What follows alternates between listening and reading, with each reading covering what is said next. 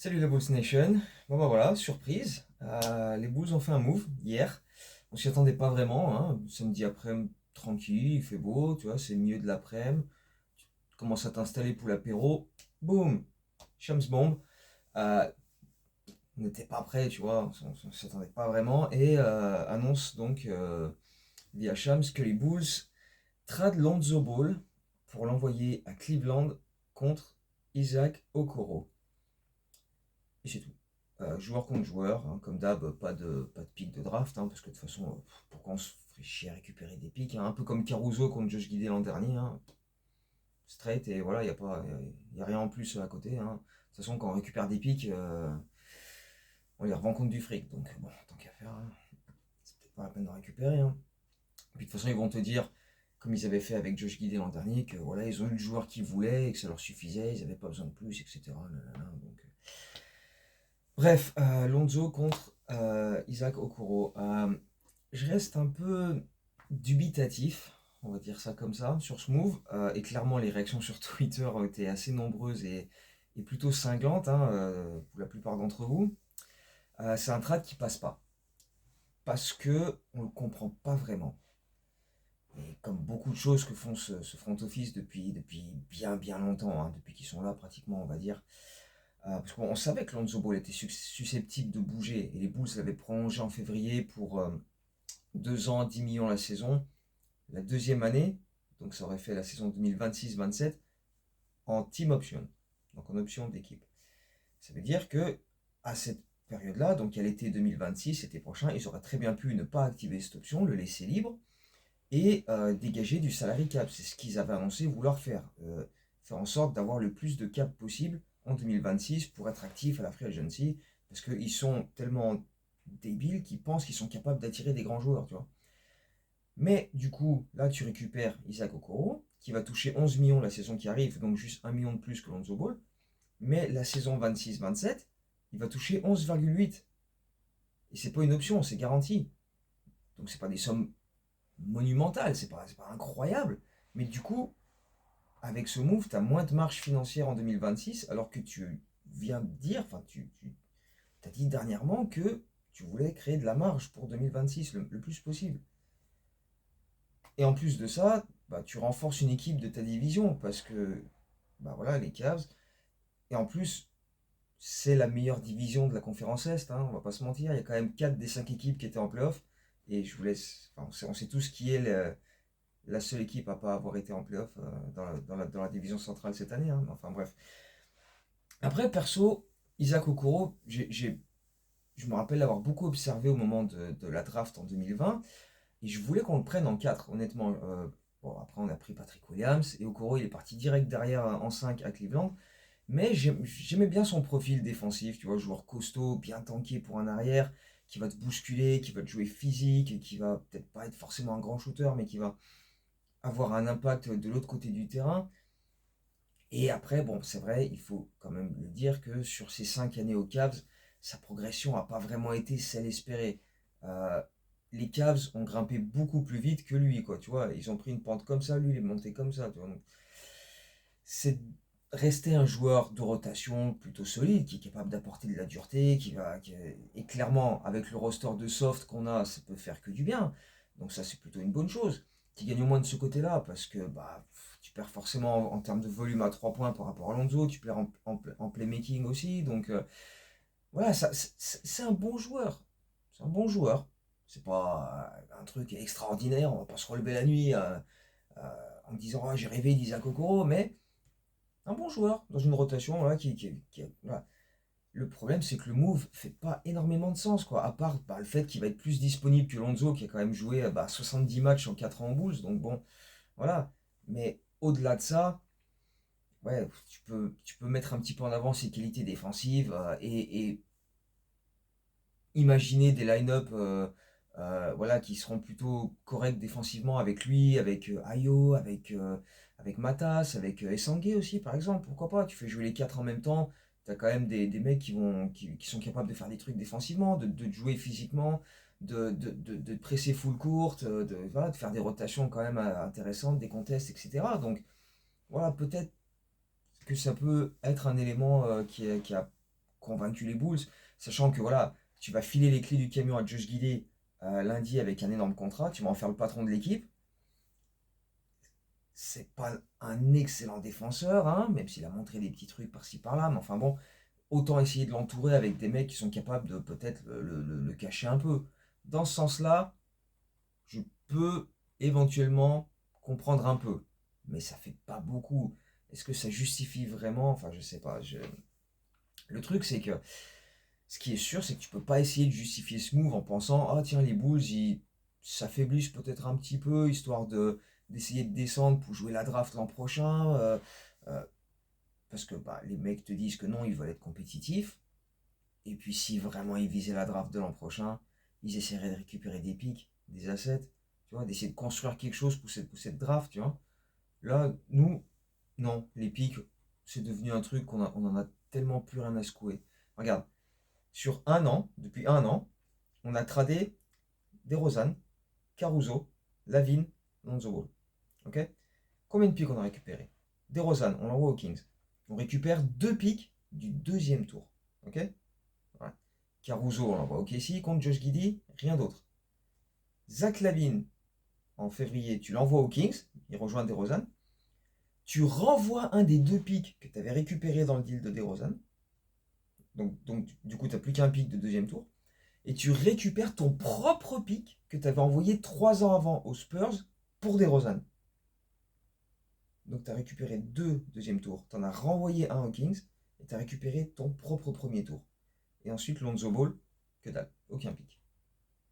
Donc 4 joueurs qui sont quand même importants. Il y a deux mecs qui ont été All-Star dans le lot, Caruso 2 fois dans les All-Defensive Team. Tu as récupéré un pic de second tour, 2028 je crois, contre ces 4 mecs-là.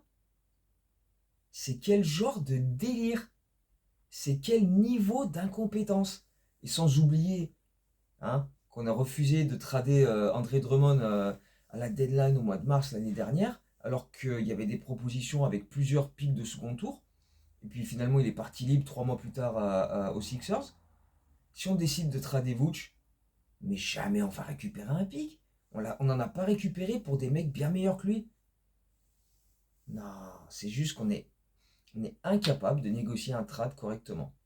On n'est pas, voilà, on ne sait pas négocier. Ça, c'est clairement, tu vois, Arthur Askarnichovas, il a répété à plusieurs reprises depuis maintenant un an ou deux que pour construire un roster compétitif, tu as la draft, tu as la free agency, et tu as les trades.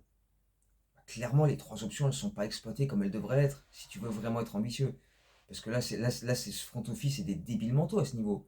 Et je rappelle qu'on vient de les prolonger, hein, pour qu'ils continuent leur massacre pendant encore quelques années. Hein. On vient de les prolonger. Ouais. Donc, parce que tu regardes, si tu les fais un par un, la free agency, tu signes personne de grande qualité. Et quand tu signes quelqu'un, tu lui files une team option. Hein. Coucou, Jevon Carter, 6,8 millions pour être 13e, 14e homme la saison prochaine, c'est cool, ça fait plaisir. Et les mecs que tu as signés à la free agency, quand Arthur Askarnichovas, super hautain, il te dit vous allez voir ce que je vais faire à la free agency, et qu'il te signe Torrey Craig et Jevon Carter, l'année après avoir signé André Drummond et Dragic, waouh! Ah ouais, non, là tu es allé nous chercher des méga stars. Des bons, quelques-uns qui ont fait le taf. Hein. Moi, j'aimais bien Torrey Craig, par exemple, mais. Hein enfin, c'est ça qu'on va chercher à la free agency. Ah, ça promet pour 2026. Hein. Donc, le free agency. Les trades, on récupère pas un asset. On n'a pas récupéré un pic quasiment, là, sur tous les trades qu'on a fait. Euh, et la draft, la plupart du temps, c'est un mec qui a chuté, qui était annoncé beaucoup plus haut, Matas, Ayo. Et les autres, les mecs qu'on a pris, c'est quand même pas tous des réussites. Hein. Patrick Williams en premier. Hein. Oh, à un moment, le bilan, il est quand même désastreux sur tous les niveaux. Donc, je sais pas. Je comprends toujours pas ce qu'on a fait, quel plan on a. Mais je pense juste que l'explication la plus plausible à tout ça, c'est juste que nos dirigeants, ils sont nuls. Nuls à chier. Et, et, enfin, ils ont l'air d'en être conscients et je sais pas. Honnêtement, je sais pas. Je sais pas.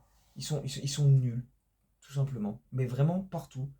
Tu vois, en négociation, en choix de joueurs à la draft, une fois sur deux. Regarde, pourquoi, d'après toi, on cible essentiellement des joueurs jeunes avec déjà de l'expérience NBA? Et aussi, deuxième question, pourquoi on n'aime pas avoir des pics de draft lointains, etc. En fait, ça se rejoint. C'est parce qu'on est tellement pas bon dans le développement des jeunes, parce que notre cellule de développement, elle est nulle à chier, tu vois. Hein.